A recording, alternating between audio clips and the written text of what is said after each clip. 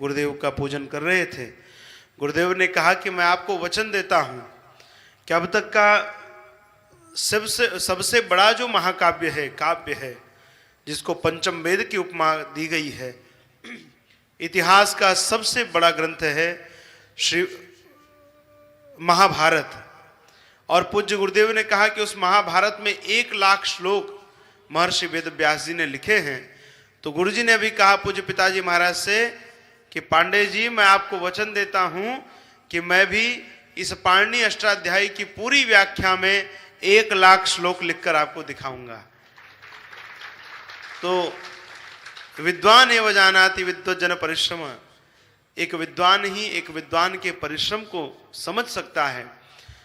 और ये अपने आप में एक आश्चर्य ही है कि अभी पूज्य गुरुदेव ने जो पाणिनि अष्टाध्यायी की व्याख्या लिखी झाजी, उसमें 10,000 पृष्ठ हैं उस पाणिनि अष्टाध्यायी की व्याख्या में, और साथ में 50,000 श्लोक पूज्य गुरुदेव की रचना है उस बृहद ग्रंथ में। और जब उसका विमोचन देश के यशस्वी प्रधानमंत्री जी कर रहे थे, हम लोगों ने तुलसी पीठ से एक पत्र लिखा कि प्रधानमंत्री जी, आप दिल्ली में समय दें तो हम इसका विमोचन करवाना चाहते हैं पूज्य गुरुदेव की इस ग्रंथों के कलेवर का।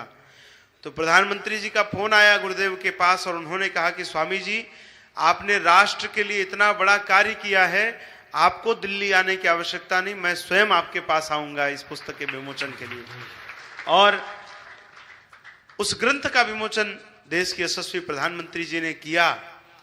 भगवान श्री कृष्ण पर इतने लांछन लगे, लोगों ने भिन्न भिन्न चर्चाएं की कि भगवान श्री कृष्ण रास लीला करते रहे। लेकिन पूज्य गुरुदेव, जब कोरोना काल चल रहा था, प्रत्येक व्यक्ति अपनी प्राणों की चिंता में जी रहा था। आज जिससे आपकी बात हो रही, कल उससे बात होगी कि नहीं होगी ये निश्चित नहीं था। उस समय पीजीआई के आईसीयू में रहते हुए पूज्य गुरुदेव ने उस पूरे ग्रंथ को रिकॉर्ड किया, भगवान श्री कृष्ण की राष्ट्र लीला। और उसमें भगवान श्री कृष्ण की पूतना वध से लेकर के कुरुक्षेत्र पर्यंत, द्वारका पर्यंत जितनी लीलाएं हैं, उनका राष्ट्र पर क्या व्याख्यान हो सकता है, वह पूज्य गुरुदेव ने उस ग्रंथ के माध्यम से प्रकट किया है। यहाँ पर उपलब्ध भी है, बुक स्टॉल पर आप जाएंगे वहां पर वह ग्रंथ उपलब्ध है। तो कृष्णोपासकों के लिए, जिनके लिए आज विधर्मी वामपंथी तरह तरह की बातें करते हैं, यदि आप उस ग्रंथ को पढ़ेंगे तो मुझे लगता है कि ऐसे अनेक लोगों की जो कुतर्क हैं, उनका आप तर्क के साथ समाधान कर पाएंगे। तो पूज्य गुरुदेव ने किया। और मलुक पीठ के माध्यम से तो हमारे रामानंदीय वैष्णव परंपरा का इतना बड़ा प्रचार प्रसार किया जा रहा है। हमारे आचार्य चरणों के लिए कोई विशेष ग्रंथ नहीं था, और जहां पर था तो जितना उपलब्ध होना चाहिए था साहित्य, उतना नहीं था। पूज्य गुरुदेव ने 27 सर्गों में वर्तमान में अपने आप में सबसे बड़ा महाकाव्य जो हुआ रामानंदाचार्य चरितम भी पूज्य गुरुदेव ने लिखा।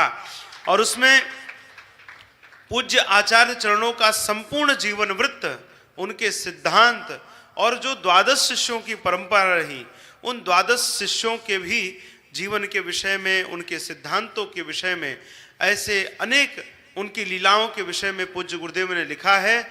और विशेष करके आज जो नास्तिकवाद है, नास्तिकवाद का खंडन पूज्य गुरुदेव ने कई सर्गों में उस महाकाव्य में किया है। तो मैं सभी वैष्णवों से भी आग्रह करूंगा कि आचार्य चरणों के जीवन वृत्त को जानना ये नितांत आवश्यक कार्य है, ताकि हम समाज में बैठे, जब गोष्ठी में बैठे, तो हमारे आचार्य चरणों ने जो कार्य किया है, उस कार्यों के विषय में हम जगत को बचा सकें, बता सकें। वास्तविकता यही है कि जगत गुरु रामानंदाचार्य भगवान रामानंद स्वयं राम, साक्षात श्री राघवेंद्र सरकार जी कलिकाल में अपने भक्तों को इस संसार सागर से पार कराने हेतु अवतरित हुए थे। और वर्तमान में पूज्यपाद जगत गुरु जी भगवान भी आचार्य चरणों के ही स्वरूप में हम सभी के समक्ष विराजमान हैं। और एक और आश्चर्य है कि आचार्य चरणों की जो जन्म तिथि है, माघ कृष्ण पक्ष सप्तमी है संभवतः, जितना मेरे ध्यान में आ रहा है।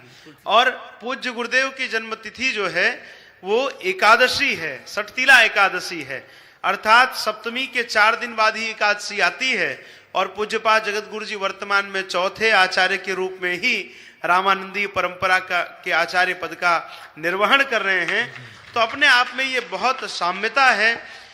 तो सभी वैष्णवों से मेरा निवेदन है कि यहाँ श्री रामानंदाचार्य चरितम उपलब्ध है, आप सभी ले जाएं। पूज्य गुरुदेव ने कृपा करते हुए प्रत्येक श्लोकों की उसमें हिंदी में भी व्याख्या लिखी है, जिससे आप सरलता से सहजता से उस गूढ़ अर्थ को समझ सकते हैं। भक्तमाल जी की भी व्याख्या पूज्य गुरुदेव ने लिखी। यहाँ चित्रकूटी जी भी विराजमान है आज, श्री राम कृपाल दास चित्रकूटी जी महाराज। पूज्य गुरुदेव का बहुत आशीर्वाद है, आपके ऊपर बहुत प्रेम है। पूज्य गुरुदेव ने भक्तमाल जी पर भी मूलार्थ बोधनी टीका लिखी है पूज्य गुरुदेव ने, वह भी यहाँ पर उपलब्ध है। तो ऐसे अमूल्य ग्रंथों का, जिनका वास्तविकता यही है कि जितना प्रकाशन में खर्च आता है वही आपसे लिया जाता है, लेकिन इन ग्रंथों का जो मूल्य है वह हम कभी पूरा नहीं कर सकते हैं। वास्तविकता यही है कि सनातन की संस्कृति और संस्कार इन ग्रंथों के कारण ही बचे हैं।